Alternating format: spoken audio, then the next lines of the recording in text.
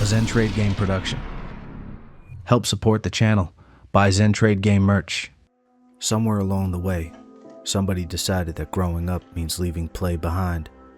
That once you hit a certain age, the things that used to bring you pure, uncomplicated joy, like grabbing a controller and running around and exploring imaginary worlds and losing yourself for a few hours, were things you were supposed to quietly set down, like Andy and his toys, sealed up in a box and forgotten in some random attic, like that part of you was something to be outgrown, not carried forward. Carl Jung would have had something to say about that. Jung was a Swiss psychiatrist from the early 1900s, and he spent most of his life trying to understand what's actually going on inside the human mind, not just the surface stuff, but the deep, hidden machinery underneath. One of the ideas he kept coming back to was that every adult carries a child inside them. Not literally, obviously, but psychologically. There's a part of you that never stopped being young, a part of you that still wants to explore and imagine and play. He called it the inner child, and he believed it wasn't something you were supposed to suppress. It was something you were supposed to listen to. When you ignore that part of yourself for too long, Jung thought, it doesn't just go quiet. It gets loud in other ways. Anxiety, restlessness, a feeling that something is missing that you can't quite name. That low-grade emptiness people sometimes describe, like life is fine on paper, but something still feels off, Jung would say. That's your inner child, knocking on the door, asking to be let back in. And here's what's interesting. Gaming might be one of the most direct ways we've ever invented to open that door. Think about what a video game actually is. At its core, it's a world built for you to explore. There are problems to solve, enemies to face, mysteries to uncover, stories to live through. You have agency, real meaningful agency over what happens. You make choices, you learn rules, break them, figure out new approaches when the old ones stop working. You fail and you try again, and eventually you figure it out. That's not just entertainment. That's play, in the truest sense of the word. The same kind of play a 6-year-old is doing when they build a fort out of couch cushions, or invent an entire civilization in their backyard. The brain doesn't experience it differently just because you're older. The same curiosity gets activated, the same sense of wonder, the same satisfaction when something clicks. Jung talked about how the psyche needs a kind of wholeness. He called it individuation, which sounds complicated, but really just means becoming a full version of yourself.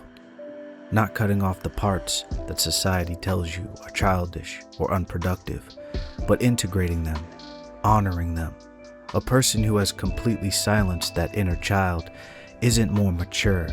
They're just more rigid, more cut off from the parts of themselves that know how to be alive without an agenda. Gaming gives you permission to be that part of yourself again, without apology. Now, a lot of people definitely disagree here. They'll say gaming is escapism, that it's avoidance, that you're not actually dealing with your life, you're running from it. And look, there's a version of that criticism that's worth taking seriously. Anything can become avoidance if you use it that way. You can use gaming to hide, just like you can use work to hide, or exercise, or Netflix, or staying busy every second of the day so you never have to sit alone with your thoughts. The problem isn't the thing, it's the intention behind it. But the idea that stepping into an imaginary world is inherently childish or wasteful, that's the part worth questioning. Jung actually talked a lot about the imagination as a serious, legitimate tool for psychological health.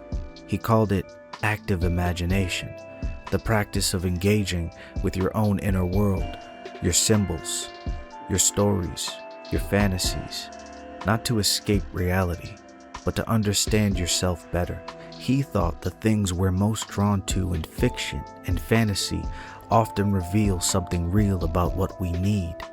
The hero who keeps going despite the odds, the explorer who walks into the unknown, the underdog who finds out they were capable all along. These aren't just stories, they're mirrors.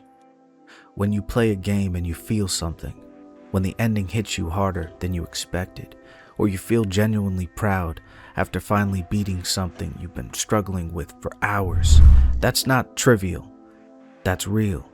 Your inner child was able to feel something that mattered, was able to win, was able to be brave in a small, contained way, and that has value. There's also something worth saying about joy for its own sake. Not joy as a means to something else. Not, I'm doing this so I can be more productive later, or this is my reward for finishing my work. Just joy, plain, uncomplicated. This is fun, and that's enough. As a society, we've somehow convinced ourselves that anything worth doing has to be improving us, has to be building us towards something, has to be useful, and that's an exhausting way to live. Jung would tell you, and plenty of other thinkers across history would back him up, that the soul needs to play the same way the body needs to rest, not as a luxury, but as a necessity. Your inner child doesn't want just some justification. It wants to play. So gaming isn't a lesser thing. It's not something you need to defend or downplay or sneak when no one's looking. It's you doing one of the most human things there is, stepping into a story, solving problems, feeling wonder, and letting the part of yourself that the world keeps trying to grow out of you finally, fully breathe. Jung spent decades trying to get people to stop abandoning themselves. Maybe picking up the controller is just one small way of listening. If you like this video, then you'll definitely love the next one. Peace.